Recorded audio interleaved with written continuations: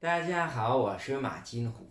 Bonjour à tous, je suis Ma Jinhu. Aujourd'hui, je voudrais vous expliquer un nouvel adverbe qui est l'adverbe to. C'est parti.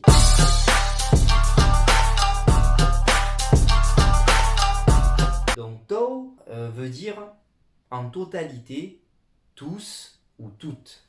To.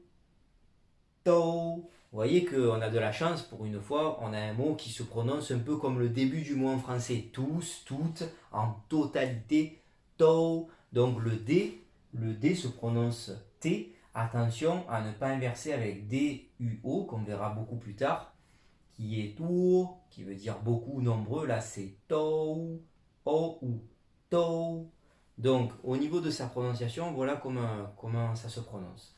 Ensuite, pour son utilisation, tout comme les adverbes, parce qu'il n'y a pas d'exception en chinois, ça va se placer devant un verbe ou un verbe adjectif. Là, tout est possible. Nous nous nommons tous, nous nous appelons tous, nous avons tous froid, nous avons tous chaud. Donc, je vous donne son utilisation tout de suite. 我们都很好, par exemple. Nous allons tous très bien. 我们都姓王. Nous nous nommons tous Wang. 我们都叫, par exemple, André. Nous nous appelons tous André. Voilà, au niveau de son utilisation, c'est pas très compliqué. Maintenant, on va passer à l'étymologie et aux différentes nuances. On va apprendre aussi à dire pas tous et aucun, aucune, puisque bien sûr, le féminin et le masculin ne marchent pas en chinois, enfin, ça n'existe pas en chinois. Donc, to, l'étymologie. Déjà, il faut que je vous apprenne une chose pour son étymologie, c'est que sa deuxième prononciation dans le dictionnaire chinois, c'est tu.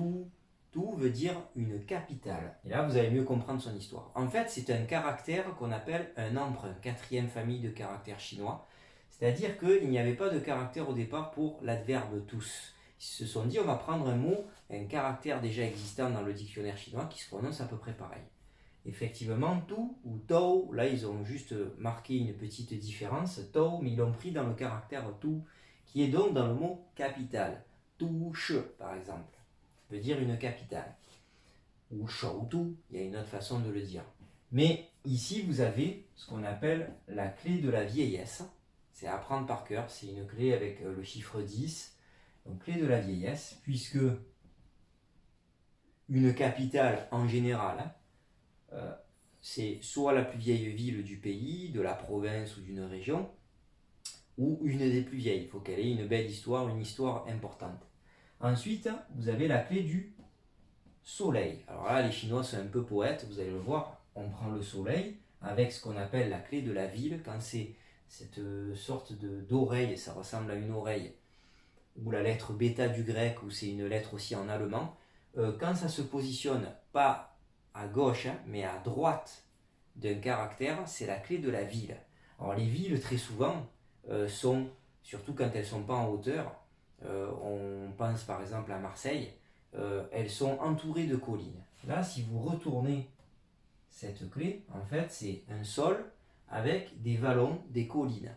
Donc, c'est un peu poétique puisque vous avez des collines avec le soleil qui se couche ou qui se lève. On imagine peut-être un coucher de soleil derrière les montagnes et les collines. Les Chinois sont assez poètes. C'est assez joli de penser ça. Et on est face à une vieille ville qui est chargée d'histoire. Donc, ça représente le mot capitale. Voici un coucher de soleil avec la clé de la ville ainsi que la clé du soleil. Voilà au niveau de l'histoire. En tout cas, son utilisation, comme je l'ai dit, est assez simple puisque ça va se positionner devant un verbe ou un adverbe. Pour terminer, je voudrais vous apprendre des nuances. Si par exemple vous rajoutez devant to la négation pu, je vous renvoie à la vidéo sur pu qui veut dire ne pas. Et bien là, ça voudra dire pas tous ou pas toutes. Par exemple, nous n'avons pas tous chaud. 我们不都热. Vous voyez, ça se place devant un verbe adjectif ou devant un verbe. Par contre, si vous voulez dire le contraire, si vous voulez dire aucun de nous, aucun d'eux, aucune d'elles, vous allez dire to avec pu. Tous pas. Ils n'ont pas de mot en fait pour traduire aucun, aucune, donc ils disent tous ou toutes pas. Là où il faut faire très attention, c'est quand vous allez passer de la traduction français au chinois. Nous, en français, on va dire aucun de nous ne se nomme Wang, par exemple. On va positionner aucun, et en plus de nous, si on veut préciser, on va dire aucun ne se nomme Wang. Mais il va falloir préciser, surtout en chinois, si on parle de nous, de eux, d'elle, parce que aucun ne sera pas considéré comme un sujet en chinois. Puisque c'est un adverbe, on ne peut pas le mettre en début de phrase comme en français. Donc un exemple concret surtout avec aucun. Aucun de nous ne se nomme Wang. Aucun, ici il faut préciser de nous, aucun est considéré comme un sujet en français. En chinois, pas du tout, c'est un adverbe. Il va falloir le positionner en tant que doubu, en tant que adverbe. Doubu. Bien sûr, après, le verbe va se positionner juste derrière, parce que c'est un adverbe, doubu. Donc, xing pour se nommer, et Wang, je le rappelle, c'est le caractère du roi, donc ça va être ce caractère. Il suffit de nous mettre un sujet. Il suffit de mettre un sujet. De nous.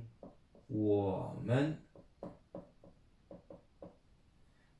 们都不姓王. Donc faites bien attention. Ici, l'adverbe va se positionner devant le verbe sing. Donc ça va faire sujet, adverbe, verbe. Et après, ici, ça va être le COD. Wang. Voilà, j'espère que vous avez bien compris. Faites très attention, surtout la traduction du français au chinois, pour ne pas tomber dans le piège. 谢谢, à très bientôt. 再见. À bientôt sur ma chaîne et n'oubliez pas de partager et de liker.